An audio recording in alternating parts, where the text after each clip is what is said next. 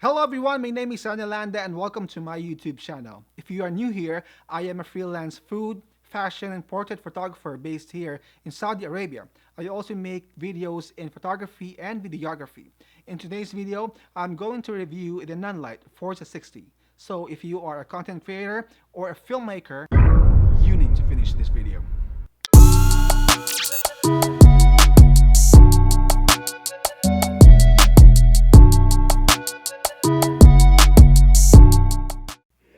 Budget-wise, the Forza 60 will fall in between the budget and premium category. This will cost around 235 to 240 US dollars.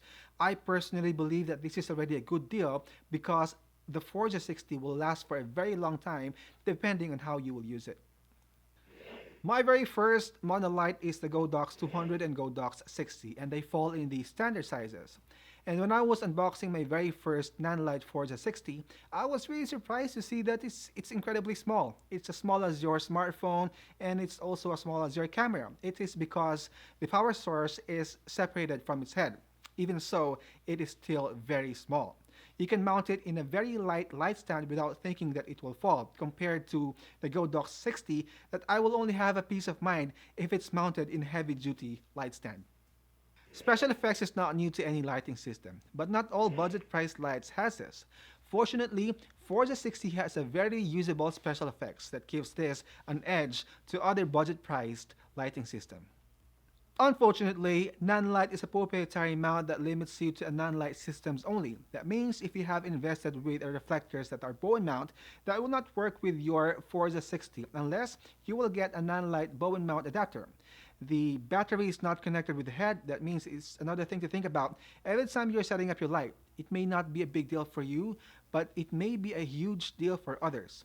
The remote control is sold separately, but if you are an existing NanLite user, that remote control will work with your Forza 60. Forza 60 has a fan and it falls in a quieter range.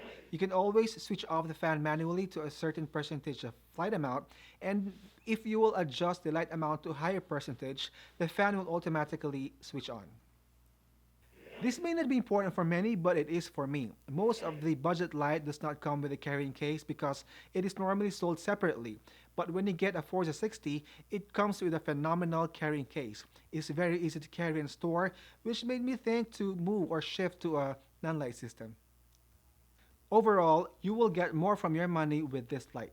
Forza 60 throws an amazing light for its size, and if eventually that you will need more juice, you can always get Forza 300 or even Forza 500 and use your Forza 60 as your fill light or your backlight. And that's it for today's video, and I hope you learned something. If you have any questions or video suggestions, please comment down below. And please do not forget to like this video, subscribe to my YouTube channel, and hit that notification bell so that you'll be notified every time I upload a new YouTube video. I hope to see you on my next video, and be safe.